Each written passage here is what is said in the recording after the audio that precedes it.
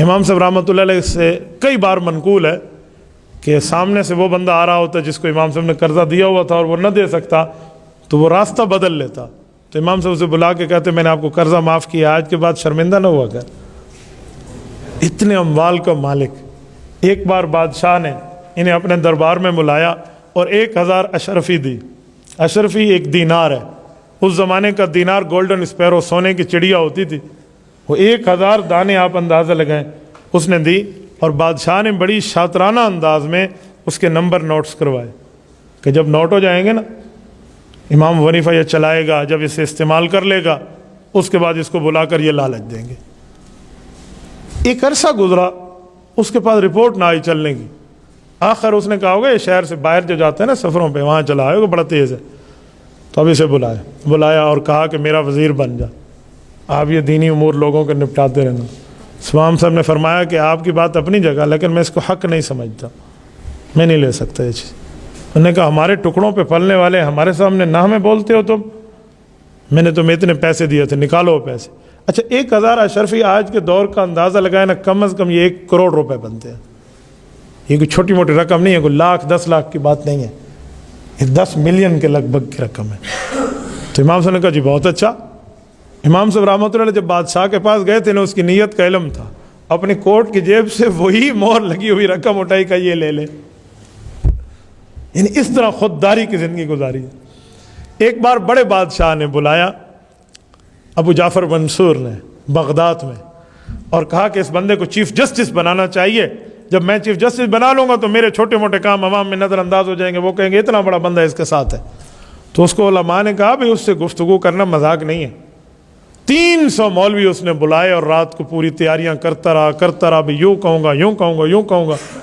صبح امام صاحب طلب تھے دربار میں، جب امام صاحب تشریف لائے تو بادشاہ نے انہیں کہا کہ ہم نے فیصلہ کیا ہے آپ ہمارے چیف جسٹس بن جائیں، قاضی القضات۔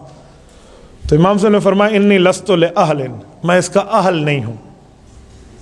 چیف جسٹس بننے کے امام صاحب اہل تھے، مراد ہے کہ میں ظالم کا ساتھ دینے کا اہل نہیں ہوں، ظلم کا ساتھ نہیں دے سکتا کہ میں تیری دنیات پر تو اہل بیت پر اور باقیوں پر ظلم کر اور میں تیرا ساتھ دوں، یہ مجھ سے نہیں ہو سکتا۔ اصل یہ مطلب تھا انی لست لأہل، میں اس کا اہل نہیں ہوں۔ بادشاہ کو غصہ آ گیا، انہوں نے کہا جھوٹا ہے تو، قد کذبتا، جھوٹ بولتے ہے۔ تو امام صاحب نے بادشاہ کا ہاتھ پکڑا، مسید ہاتھ دکھاؤ، کیوں ہاتھ پکڑا؟ کہا امیر المؤمنین ایک بات تو طے ہو گئی۔ کہا کیا؟ کہ میں ہوں جھوٹا، تو آپ سچے ہوئے؟ کہا جی ہاں۔ تو کہا جھوٹا آدمی کبھی قاضی نہیں بنتا، یا بولا ہے جھوٹ آپ نے کہ میں سچا تھا مجھے جھوٹا کہا، تو جھوٹے کو امیر المومنین نہیں ہونا چاہیے۔ اب بتا تو جھوٹا ہے یا میں جھوٹا ہوں؟ اس کے جواب میں کیا کہتا؟ وہ تو کہتے ہیں 3 نہ 3 میں نہ 13 میں۔ انہوں نے کہا جانے دو یار، کبھی بھی کسی ظالم کا کسی مسئلے پر ساتھ نہیں دیا۔ جب 150 ہجری میں دنیا سے رخصت ہوئے تو لوگوں کو ایک حدیث پاک یاد آئی کہ اللہ کے رسول نے فرمایا تھا، مسند دیلمی میں حدیث ہے، ترفع زینت الدنیا سنت 50 و 100، کہ جب 150 ہجری کا زمانہ مکمل ہوگا تو اللہ دنیا سے اپنی زینت، اپنے حسن کو اٹھا لیں گے۔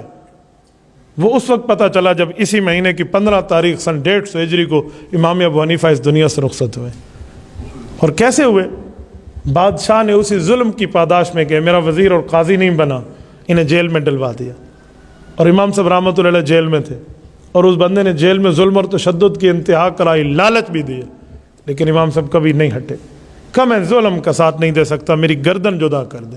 میں رسول اللہ صلی اللہ علیہ وسلم کل قیامت میں منہ دکھانے کے قابل ہوں گا کہ میرے ماتھے پر کسی جو ہے نا ناحق کا خون ہو اور میں اس کے قتل پہ دستخط کروں اور تو اپنی حکومت کی لالچ میں اسے مار دے، میں یہ دھبا لے کر حضور کی خدمت میں نہیں جا سکتا۔ بڑی بڑی لالچ آئیں لیکن امام صاحب بالکل نہیں ہٹے۔ آخر جب اس نے دیکھا نا کہ یوں کام نہیں بنتا تو اس نے امام صاحب کو پانی میں زہر پلوا دیا تھا۔ جب انہیں پانی پیا تو پہلے گھونٹ میں سمجھ گئے، انہیں پانی سے انکار کیا، تو وہ جو اس کے کارندے ٹھہرے تھے انہیں باندھ کے امام صاحب کو زور زبر سے پلوا دیا زہر۔ اور جب زہر اندر چلی جائے تو اس وقت اگر جسم کو یوں دبایا جائے نا یا مارا جائے تو زہر جلدی پھیل جاتی ہے، یہ میڈیکل والے کہتے ہیں۔ تو انہوں نے کوڑے مروانا اوپر شروع کر دیا تاکہ فوراً اس کی زہر پھیل جائے۔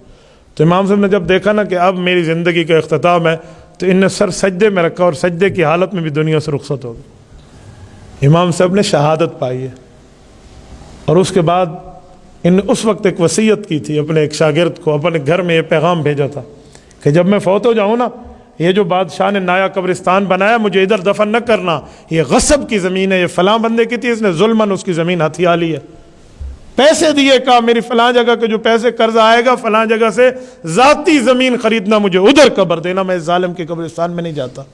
خیزران ایک جگہ ہے، اس زمین کو خریدا گیا بغداد میں، ادھر امام ابو حنیفہ قبر بنی، اور پتہ نہیں کتنے دنوں تک لوگ قبر پہ آ کے جنازہ پڑھتے رہے۔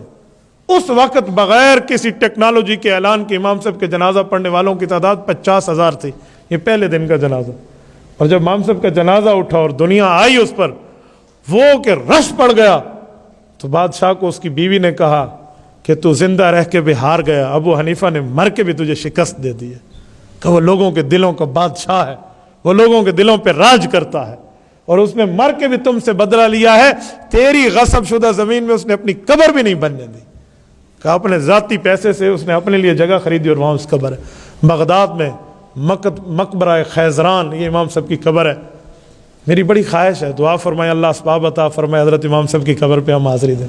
بغداد میں حضرت شیخ عبد القادر جیلانی محبوب سبحانی رحمہ اللہ کا بھی مزار ہے، جو ولایت میں اتنے بڑے ہیں جیسے فقہ میں امام ابو حنیفہ ہے، تو ان دونوں کی قبور وہاں ہے، اللہ اسباب عطا فرمائے، اور میری دعا ہے اللہ پاک ان کی قبروں پہ کروڑوں اربوں رحمت نازل فرمائے۔ تبارك الذي نزل الفرقان على عبده ليكون للعالمين نذيرا